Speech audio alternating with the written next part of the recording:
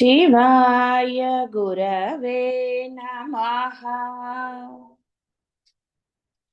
शिवाय गुरवे नमः। शिवाय गुरवे नमः। शिवाय गुरवे नमः। శరచంద్ర నిభానన శరచంద్ర నిభానన శరత్కాల పూర్ణిమ చంద్ర సమమగు ముఖబింబము కలదు. అయితే శరత్కాలము అని చెప్పారు. శరత్కాలం అంటే ఇప్పుడు మనం ఉన్నది. మామూలు వేరే కాలాల్లో కన్నా కూడా ఈ కాలంలో ఆ చంద్రబింబం చాలా ప్రకాశవంతంగా నిండుగా ఉంటుందని.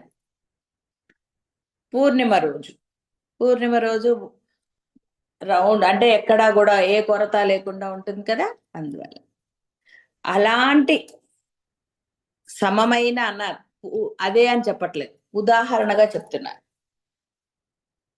ఎప్పుడైనా మీరు చూసుంటే మీ జీవిత కాలంలో పూర్ణిమ రోజు ఆ అమ్మని, ఎందుకంటే పూర్ణిమ నాటి చంద్రబింబంలో అమ్మని ఆరాధించే పద్ధతి కూడా ఉంది. అది తాంత్రికం కాదు, కేవలం ఆ చంద్రబింబంలో అమ్మని భావన చేసుకుని పూజించటం అన్నమాట.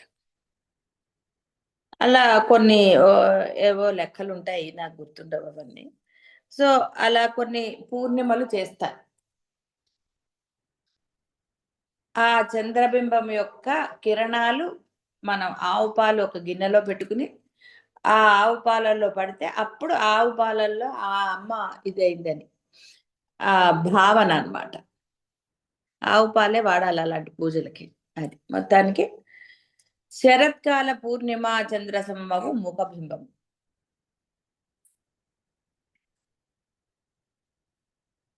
ఇక్కడ సంపూర్ణ కాంతితో ఉంటాట ఆయన ఈ యొక్క శరదృతునందు, అందువల్ల అలా పోల్చారు.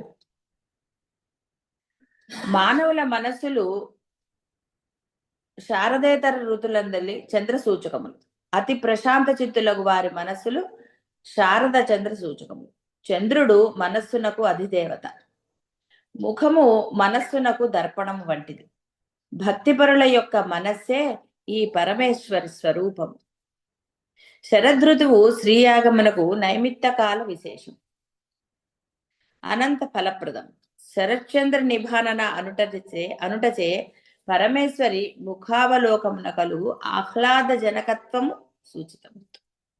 ఆహ్లాద జనకత్వం అంటే ఆనందం అని, ప్రసన్నంగా ఉంటుంది అని. ఇక్కడ అందుకనే మానవుల మనస్సులు శారదా దేవత, ఈ ఇతర దేవతలు శారదేతర, శారద ఇతర అని.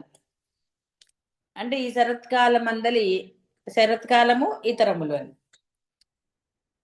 మనస్సు ఎందుకు ఋతువులతో పోల్చారంటే వీడి మనస్సు రకరకాలుగా మారిపోతూ ఉంటుంది, ఎప్పుడు ఒకే విధంగా ఉండడు కదా వీడి. దేవతల మనస్సులు, అమ్మ మనస్సు ఎప్పుడు ఒకే విధంగా ప్రసన్నంగా కరుణాపూరితంగా ఉంటుంది. కానీ మానవుడి మనస్సు అలా ఉండదు. మనస్సునకు అధిదేవత చంద్రుడని చాలా మందికి తెలుసు, జాతకాలు చూపించుకునే వాళ్ళకైతే ఇంకా బాగా తెలుస్తుంది. అలా ఎందుకు వాళ్ళకు పోల్చారంటే అది కొన్ని, ఎందుకంటే ఆ చంద్రుడిని చూసినప్పుడు కవిత్వం అవన్నీ ఉంటాయి కదా, ఆహ్లాదకరంగా ఉంటుంది. పొద్దున్నంతా సూర్యుడు భగభగ మండిపోతూ ఉంటాడు, సాయంత్రం చల్లదనానికి వీడి మనస్సు కూడా చల్లబడుతుంది. అందుకనే సాయంత్రం ఇంటికి వచ్చాక అవన్నీ మానేసి హాయిగా మనసును ప్రశాంతంగా ఉంచుకోవాలని చెప్పడానికి. ఇలా ఏదో రకరకాలుగా ఉంటుంది. చంద్రుడు మనస్సునకు అధిదేవత, ముఖము మనస్సునకు దర్పణం, ఇండెక్స్ ఆఫ్ ది మైండ్ అని అంటారు. ఇక్కడ మైండ్ అంటే మనం వేరే తీసుకుంటాం ఇంగ్లీష్ లో, కానీ నీ మనస్సులో ఒక భావం ఉందనుకోండి, అది ముఖంలో కొంతమంది అయితే దాన్ని ఇది చేయగలుగుతారు, అందరికీ అది చేత కాదు. వెంటనే ఫేస్ లో ఫీలింగ్ కనపడుతూ ఉంటుంది కదా. చంటి పిల్లలకు చూడండి, వెంటనే వాళ్ళ ముఖంలో ఫీలింగ్ వాళ్ళు కంట్రోల్ చేసుకోలేరు. అంటే వాళ్ళకి లోపల ఏం లేదు కాబట్టి. అదే కొంతమంది వాళ్ళ మనసులో ఏదున్నా పైకి కనపడనివ్వరు ఫేస్ లో, కానీ కొంతమందికి ఆ ఫేస్ లో కనపడుతుంది కాబట్టి అలా. ముఖము మనస్సునకు దర్పణం. భక్తి పరుల యొక్క మనస్సే పరమేశ్వర్. భక్తి పరులు అంటే చెప్పండి, అమ్మ తప్ప అన్యసరణం లేదన్నవాడు ధైర్యంగా ఉంటాడు, ఆనందంగా ఉంటాడు, వాడికి ఏ దిగులు లేదు. తర్వాత ఏమిటి రేపేమిటి అని ప్లానింగ్లు కానీ ఇంకోటి కానీ వాడికి ఏమీ లేవు, ఎందుకంటే ఆ అమ్ముంది కదా చూసుకుంటుంది. ఎలా అయితే పిల్లవాడు అమ్ముందన్న ధైర్యంతో ఉంటాడో వాడికి ఏ దిగులు లేదు. అంటే ఆకలేస్తే అన్నం పెడతారా, ఏం పెడతారు ఇలాంటివి కానీ, ఎలాగ రేపు ఎలాగా, వాడికి ఏ ఆలోచన లేదు. వాడి వల్ల వాడు ఉంటాడు, వాడు హాయిగా ఆడుకుంటాడు, ఏడుస్తాడు, అన్ని చేసేస్తూ ఉంటాడు. ఒక వయసు వచ్చే వరకు వాళ్ళకి ఏం దిగులండి పిల్లలకి, ఏమీ లేదు. అట్లీస్ట్ 5-6 ఏళ్ల వరకు కూడా వాళ్ళకి ఆలోచన ఏముండదు. ఒట్టిగా వాళ్ళకి కావాల్సింది ఏదో అడగటమే తప్ప అది సాధ్యమా అసాధ్యమా అన్న గురించి వాళ్ళకు వాళ్ళ అమ్మకి చెప్పుకుంటారు అంతే, కావాలి అని. అంటే దిగులు లేదు. అలాగే ఈ భక్తుడు అమ్ముంది నాకేమిటి అనుకుంటాడు వాడు. అందుకని ధైర్యంగా ఉంటాడు, ఆనందంగా ఉంటాడు, దిగులు ఉండదు వాడికి. కాబట్టి ధైర్యము ఈ దిగులు లేని ఆనంద స్థితే అమ్మ. కాబట్టి వాడి ముఖం చక్కగా ఆనందంగా ఉంటుంది. అప్పుడు ఆనందంగా ఉన్న ముఖమే అందముగా ఉంటుంది. మీరు ఎంత మేకప్ వేసినా ఆ ముఖంలో ఒక నవ్వు లేదనుకోండి, ఏం లాభం అండి? ఆ ముఖం చూడబుద్ధి అవుతుందా? అప్పుడు మేకప్పే కనపడుతుంది. అదే చక్కగా నవ్వుతూ ఉన్నారనుకోండి, ఆ ముఖం చాలా అందంగా కనపడుతుంది. నవ్వే ముఖానికి అందం. నవ్వు లేనప్పుడు అంటే ఆ ఆనందం, నవ్వు అంటే నవ్వు ఎలా వచ్చేస్తుందండి? కాబట్టి ఆనందంగా ఉన్నవాడికి అలా పగలవాడు ఆహా నవ్వక్కర్లా, ప్రసన్నత, ఆ ఫేస్ లో ఆ ప్రసన్నత వాడికి. వాడు గంభీరంగా ఉంటే అవతల వాడికి కొత్త భయం వేస్తుంది, ఏమిటి రావు ఇయ్యదు. అలా ఇక్కడ అమ్మ యొక్క రూపం అన్నారు. భక్తి పరుల యొక్క మనస్సే పరమేశ్వరి స్వరూపం. సరే, ఈ శరద్ ఋతువు యాగాలకు అంటే వానలు అయిపోతాయి కదండి. ఇటు ఎండ ఉండదు, అటు వాన లేదు, హాయిగా ఉంటుంది, ప్రశాంత వాతావరణం. ఇప్పుడు ఇప్పుడంటే కలికాలంలో రకరకాల మార్పులు చేర్పులు జరిగిపోయాయి.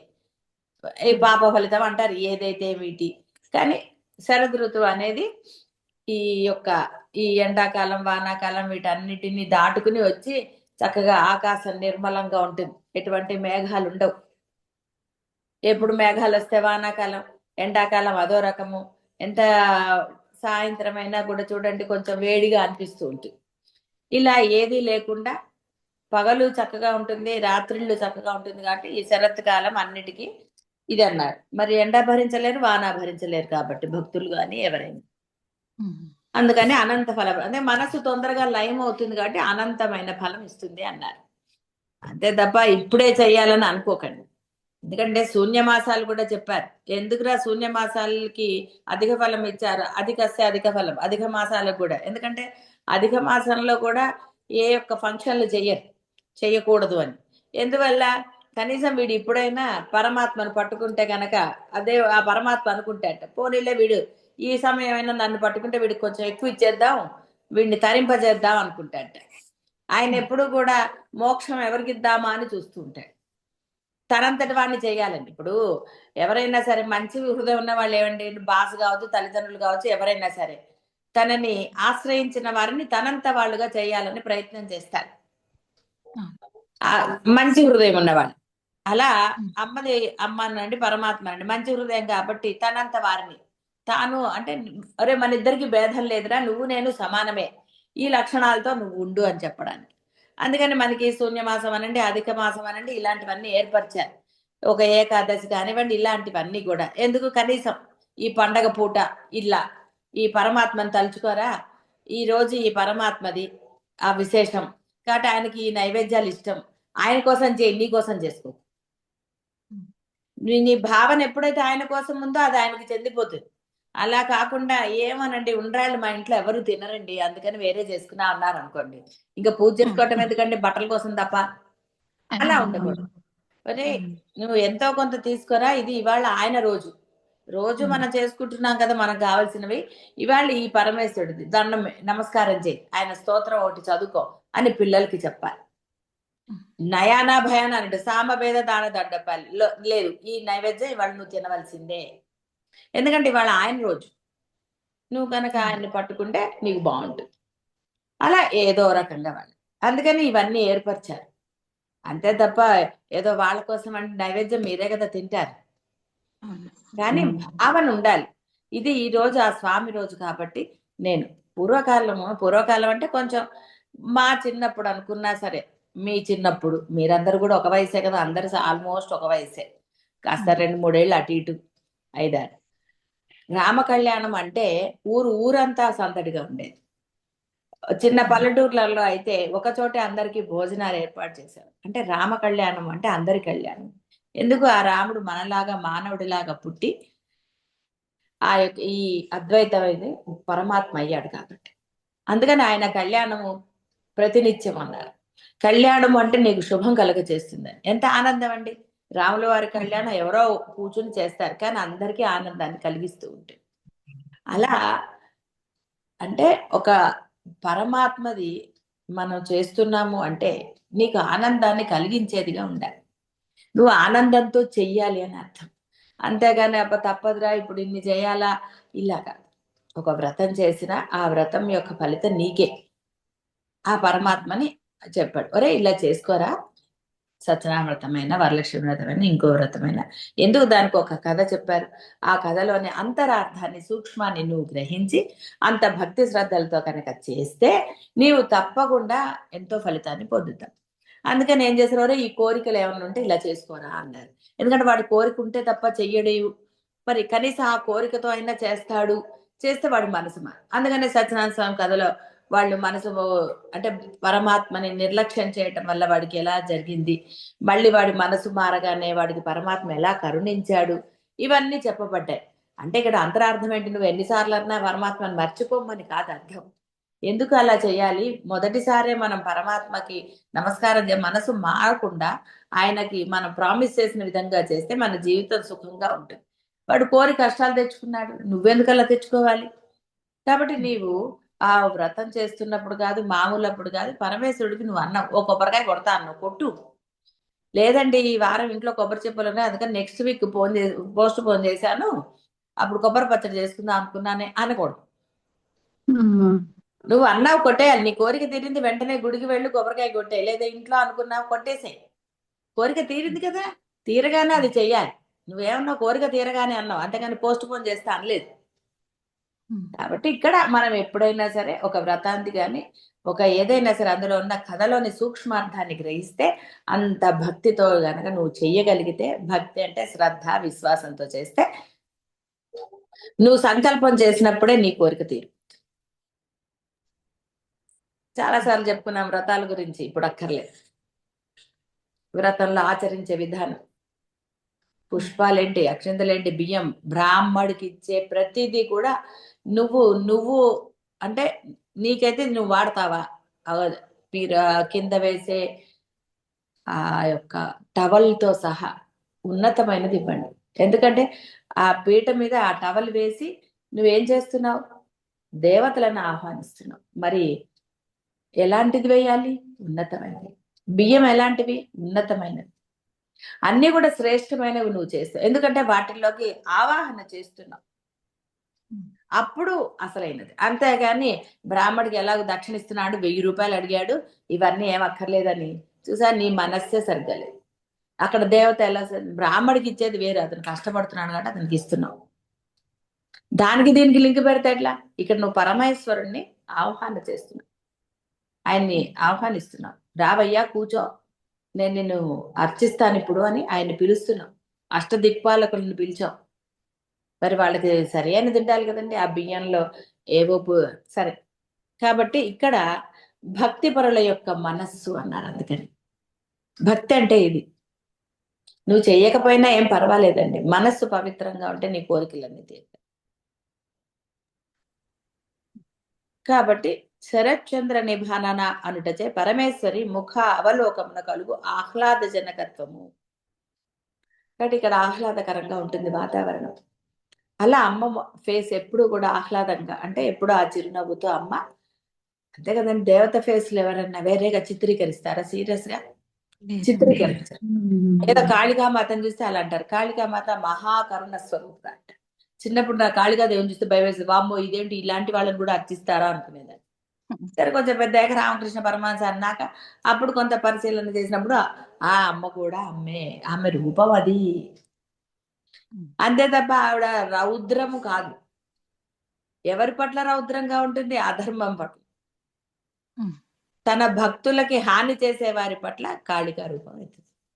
అంతే తప్ప ఆ అమ్మ ఫేస్ కూడా చక్కగా అందంగానే ఉంటుంది. మామూలుగా ఏనుగుని చూస్తే ఎవరికైనా ముద్దు వస్తుందండి? లేదు. కానీ వినాయకుడిని చూస్తే చూసారా, అది దేవతా స్వరూపం. అంటే అక్కడ ఆ ఇది వచ్చేస్తుంది. అక్కడ మీకు ఏనుగు కనపడదు, వేరేగా అనిపించదు. ఆ చిన్న వినాయకుడిని చూసారనుకోండి, ఎంత ముద్దుగా అనిపిస్తుంది. సినిమాల్లో చూసినా కూడా, ఒక ఫోటోలో చూసిన చిన్న వినాయకుడిని చూస్తే అట్లా. అది దేవతా స్వరూపం యొక్క గొప్ప విశేషం. చూడగానే మనసు మనకి ఆనందంగా అనిపిస్తుంది, ఆహ్లాదం, ఆనందం కలుగుతుంది. ఎక్కడా కూడా మనకి ఏమీ అనిపించదు. అదే చిన్న ఏనుగు పిల్లని విడిగా చూసినా కూడా అయ్యో బుజ్జుగా ఉందంటాం కానీ ఆహ్లాదం కలగదు. ఇక అంట బుజ్జుగా బలి ఉంది కదా ఏనుగు పిల్ల అంటాం. కానీ దేవతా స్వరూపానికి వచ్చేసరికి అది తేడా. దేవతా స్వరూపాన్ని చూడగానే ఆహ్లాదజనకత్వం కలుగుతుంది మనకి. మాతృగా వర్ణ రూపిణి అగు పరమేశ్వరికి అచ్చులను వర్ణములు 16 ముఖస్థానమున న్యసితములుగాన షోడశ కళా పరిపూర్ణముగు ముఖమండలము దానిని సూచిస్తుంది. సరే, తెలుగు అక్షరాలు తెలిసిన వాళ్ళకి 16 షోడశ కళ పూర్ణిమ అంటే 16 కళలు కదండి, అందుకని చెప్పారు.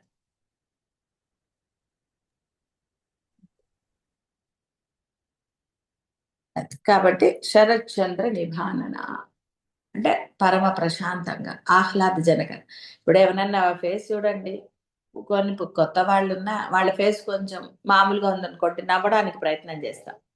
ఎప్పుడు చక్కగా ఆనందంగా ఉండేవాడు.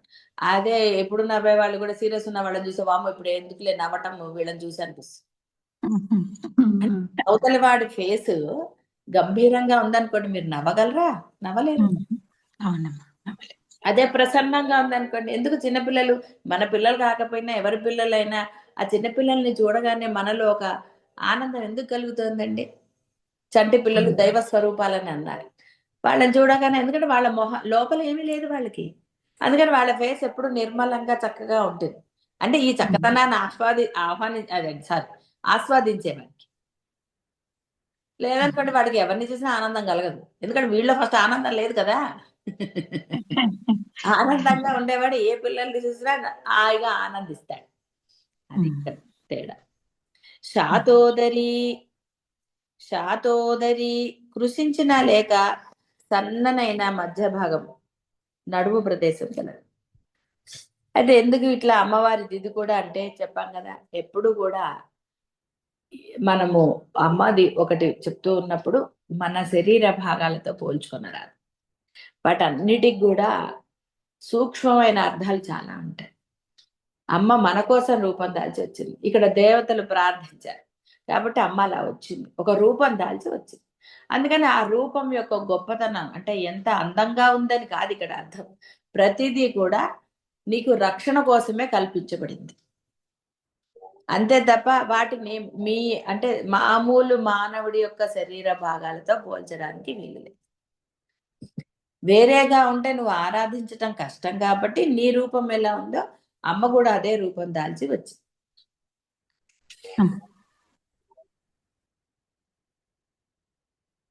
కాబట్టి అమ్మ యొక్క ఈ స్థూల దేహము ధ్యానానికి సహాయపడుతుంది, ఒక రూపం కావాలి కదా అందుకని. కాబట్టి నువ్వు ఎలా భావించుకోవాలి, ఎలా ఊహించాలి మరి. కాబట్టి మనకు చిత్రపటం అవసరం.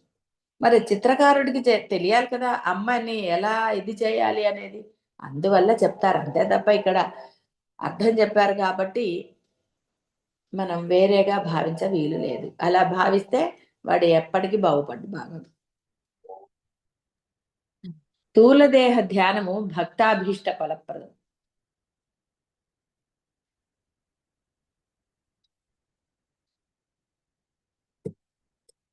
సహస్ర పరమాదేవి శతమూల శతాంకుర సకల జీవులందును చిదగ్ని రూపమున ఉంది. చిత్ అగ్ని రూపమున అంటే నీలో జ్యోతిగా వెలుగుతోంది. నీ చిత్ నీ మనస్సు అనండి ఆ లోపల. చెప్పానా అంటే ఇక్కడ చెప్పానా నాకు గుర్తులేదు. ఆ యొక్క మన పోని గుండె అనుకుందాం. ఆ మూల అంటే కొంతమంది దాన్ని పరిశోధన చేశారట. మూల ఒక చిన్న సూది మొనంత ప్రకాశవంతమైన ఇది ఉంటుంది మన హృదయంలో. బాగా ధ్యానంలో కొంత నిష్ణాత పొందితే అది మనం కన్నులు మూసుకున్నప్పుడు దాన్ని కొంత మేరకు చూడగలుగుతాం. ఆ ప్రకాశాన్ని చూడలేం. సూది మొనంతే ఉంటుంది కానీ ఆ ప్రకాశాన్ని మనం చూడలేం. అంత ప్రకాశవంతమైన స్థానం ఉంటుంది. అదే అమ్మ స్థానం. ఇక్కడ కూడా అదే చెప్తున్నారు. అందుకని ఆ అమ్మాయి ఎలా ఉంది అంటే చిదగ్ని రూపంలో ఉంటుంది.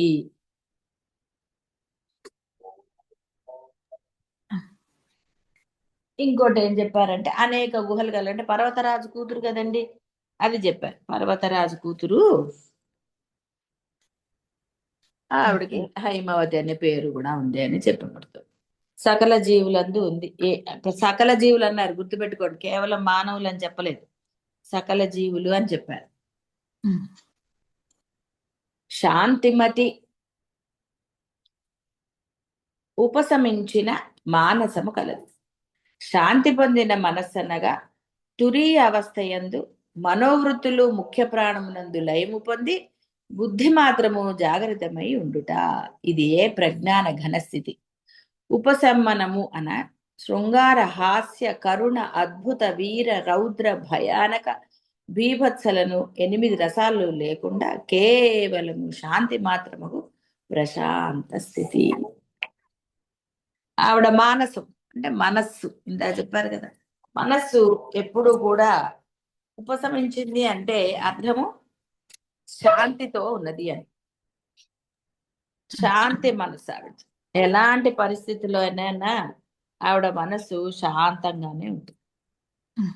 ఈ యొక్క అంటే ముఖ్య ప్రాణములందు లయం పొంది ఇంద్రియాలన్నీ కేవలం బుద్ధి మాత్రము జాగ్రత్తమై ఉంటుంది. అంటే వ్యవహారం కావాలి కదండి, వ్యవహారం చేస్తోంది ఆవిడ. అంటే ఆ యొక్క మాట చేత ఇవన్నీ కూడా. కానీ మనస్సు ఎప్పుడు కూడా ఈ బాహ్యమైనవి ఏవి కూడా ఉద్రేకాలు కానివ్వండి, ఇంకోటి కానీ, ఒకరిని కోపట్టం కానీ, శిక్షించటం కానీ, ఇలాంటివన్నీ చేస్తోంది ఆవిడ బుద్ధితో. అంటే చేయవలసిన కార్యక్రమాలన్నీ చేస్తోంది. దుష్ట శిక్షణ, శిష్ట పరిపాలన అంటారు కదా, అవి చేస్తోంది. కానీ ఆవిడ మనస్సు పరమ ప్రశాంతంగా, లోపలికి ఏమీ లేదు. ఆహా నేను సంహరించాను వీడిని అన్న అహంకారము లేదు, నేను కాబట్టి చేస్తున్నానన్న ఇది లేదు, లేదా అయ్యో వీడిని చంపానని కానీ, అబ్బో వీడు పరమ దుర్మార్గుడిని వీడిని ఎలా చంపాలన్న ప్లానింగ్ కానీ ఆవిడకేమీ. ఆవిడ చేస్తూ వెళ్తుంది అంతే, లోపల ఏమీ లేదు. అందుకే నిర్మల మనస్సు అని చెప్తే అదే మరి. కాబట్టి ఇక్కడ ఆవిడ ఎప్పుడు కూడా ఆవిడ హృదయం అలా శాంతించే ఉంటుంది. అంతే తప్ప అక్కడ లోపల ఓ ప్లానింగ్లని, లేకపోతే ఇంకోటని, రేపు ఏం చేయాలి, తర్వాత ఏం చేయాలి, వీళ్ళు వస్తే ఏం చేయాలి, వాళ్ళు వస్తే ఏం చేయాలి, ఇప్పుడు రాక్షసుడిని ఎలా సంహరించాలి, ఇవన్నీ అక్కర్లేదు ఆవిడకి. ఇక్కడ అర్థమేంటి, మీ మనస్సులు కూడా అలా ఉండాలి, మనోవృత్తులు లయించి ఉండాలి బుద్ధితో. బుద్ధి అనగానే మళ్ళీ వేరేది అనుకున్నారు. బుద్ధి అన్నా మనస్సు అన్నా ఇంకోటన్నా అదే, మీరే ప్రాణం అన్నా అదే. కాకపోతే ఇక్కడ మనం బోధకు చేసినప్పుడు సేమ్ పదాలు వాడితే కన్ఫ్యూజ్ అవుతారు కాబట్టి ఇట్లా విడిగా వాడతారు. కాబట్టి బాహ్య వ్యవహారం మీకు కూడా తప్పదు.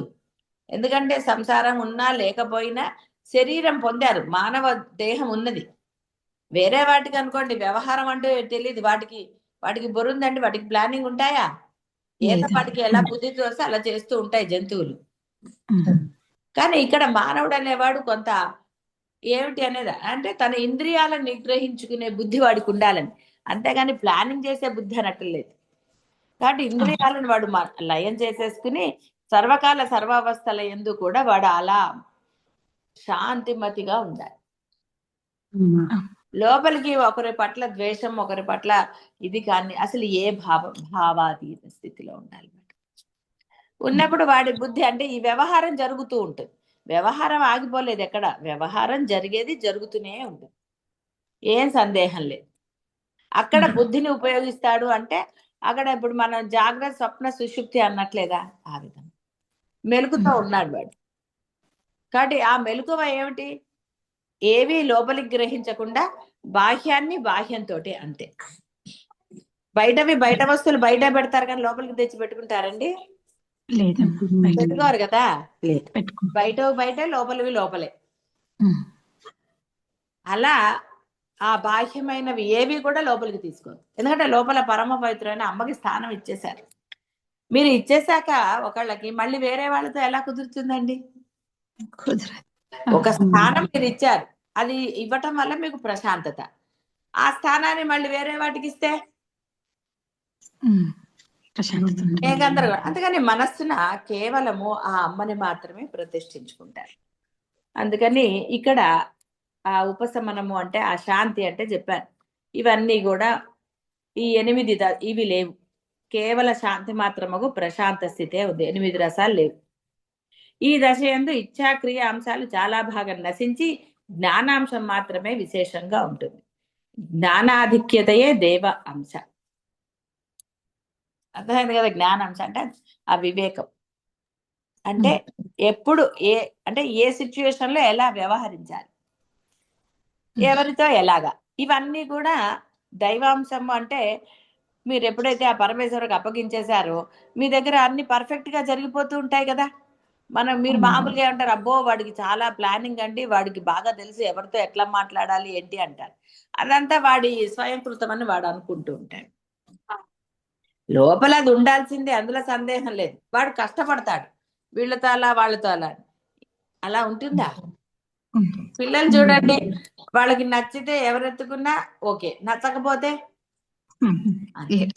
కాబట్టి ఇక్కడ ఈ జ్ఞానాంశం మాత్రమే ఉంటుంది. అంటే ఇంద్రియాలు అదుపులో పెట్టుకున్న వాడికి అది మాత్రమే ఉంది. అంటే అర్థం నేను లేని వాడికి ఉన్నది పరమాత్మే. పరమాత్మకి ఏం కావాలంటే ప్లానింగ్లు కావాలి, ఏమన్నా కావాలి. ఇందాకే చెప్పారు కదా, అమ్మ యొక్క ఆ వదనం ఎంత ప్రశాంతంగా ఉంటుందో అలా ఉంటుంది. లోపల ఏదైనా ఉన్నవాడి ఫేస్ కదండి, వాడికి నిద్రపోడు, ఏది చేయడు. ఏది లేదనుకోండి బ్రహ్మాండంగా నిద్రపోతాడు.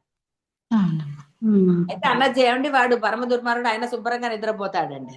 సరే, వాడి కెపాసిటీ అది. అంటే వాడు నిద్రపోయినప్పుడు ఇవి ఏమీ ఆలోచించకుండా పడుకుంటాడు. కనీసం అమ్మాయినే నువ్వు చేయగలగా. కాబట్టి ఇవన్నీ అనవసరమైన మాటలు. కేవలం ఇక్కడ అర్థం ఏమిటి? బాహ్యంది బాహ్యమే. నశించే దాన్ని నశించని దాని దగ్గర పెట్టకండి. కుళ్ళిపోయిన వస్తువు ఇంకో మంచి దగ్గర పెడతారండి ఎవరన్నా? బాహ్యమైనవంటే కుళ్ళిపోయినవేనండి. బాహ్యమైన సమస్తము కుళ్ళిపోయినవే, అంటే నశించేవి అని అర్థం. వాటిని తీసుకెళ్లి పరమ పవిత్రమైన ఆ అమ్మ స్థానంలో పెడతానంటే ఎలాగా? మనస్సు అమ్మది. అమ్మ అంటే మీరు ఆరాధించేవాళ్ళది. గురుస్థానం, పరమాత్మ స్థానం అది. అక్కడ తీసుకెళ్లి నేను బాహ్యమైనవన్నీ పెడతానంటే ఏమైందండి? గురువు ఎక్కడికి వెళ్ళిపోయాడండి? పరమాత్మ ఎక్కడికి వెళ్ళిపోయాడు? కనపట్టలేదు. దేవుడు గది ప్రత్యేకంగా ఉంది కదా అని ఇక్కడ అడ్డం ఉన్నవన్నీ దేవుడి గదిలో పెడితే ఇంకే దేవుడు గది అంటారా? కాబట్టి ఇక్కడ ఇచ్ఛా క్రియ అంశాలు చాలా వరకు ఉన్నాయి. ఏమీ లేవు. అంటే ఇది కోరిక, అది చెయ్యాలి, ఇది చెయ్యాలి, ప్లానింగ్ అని చెప్పాం కదా. క్రియా అంశాలు అంటే అది ఏదో చెయ్యాలి, తర్వాత అలాగా, తర్వాత ఇలాగా ఏమీ లేవు. ఆ సమయానికి ఎలాంటి స్ఫురణ అమ్మిస్తే అది చేసేటమే.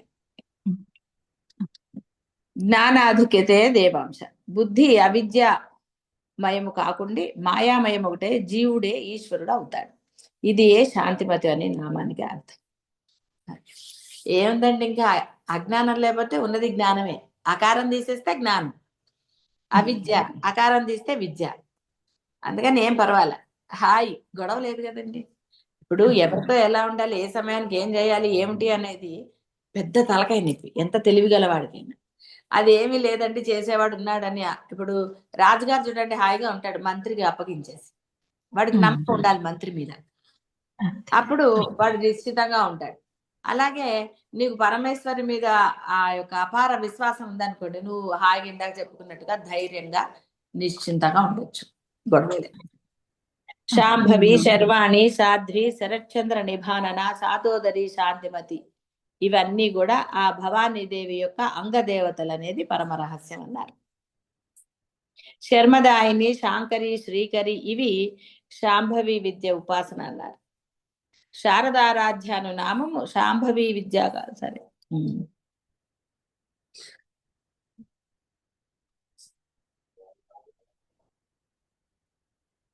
కాబట్టి ఇక్కడ ఆ అమ్మ యొక్క రూప ధ్యానం మనం ఎలా చేయాలంటే విధానం కాదు, అమ్మ రూపం యొక్క గొప్పతనం. కాబట్టి ఇక్కడ మనకి తెలిసిందే అంటే హాయిగా ఆ అమ్మ ప్రసన్నంగా ఉంటుంది ఎప్పుడు. ప్రసన్నం, ఆ ప్రసన్న చిత్తం నీకు కూడా ఉండాలి. అమ్మ మనసులో ఏది లేదు కాబట్టి ఆవిడ ప్రసన్నంగా ఉంది. నీకు కూడా అంతే, నువ్వు కూడా ప్రసన్నంగా ఉంటే నువ్వు కూడా నీ ఫేస్ కూడా చక్కగా అందంగా హాయిగా ఉంటుంది. మీకే తెలుసు మీ మనసులో ఏదన్నా ఉంటే ఫేస్ ఎలా పెట్టు తిరుగుతారు. ఏది లేనప్పుడు అంటే మనసులో ఆనందంగా ఉన్నప్పుడు ఆనందంగా ఫేస్ ఉంటుంది. ఇవన్నీ కూడా సూక్ష్మమైన అర్థాలు గ్రహించి అంతటి పరమభక్తి అమ్మ మీద పెట్టుకుంటే ఆ విశ్వాసం, ఎస్ నాకు అమ్మ ఉంది, ఇదో పెద్ద కష్టం ఏంటి అమ్మ ఉన్నవాడికి. అలా ప్రతిదానికి అమ్మని గనక ఉన్నది అంతే అని దృఢంగా ఎవరైతే విశ్వసిస్తారో వారికి ఏ కష్టము ఉండదు. శుభం భూయాత్.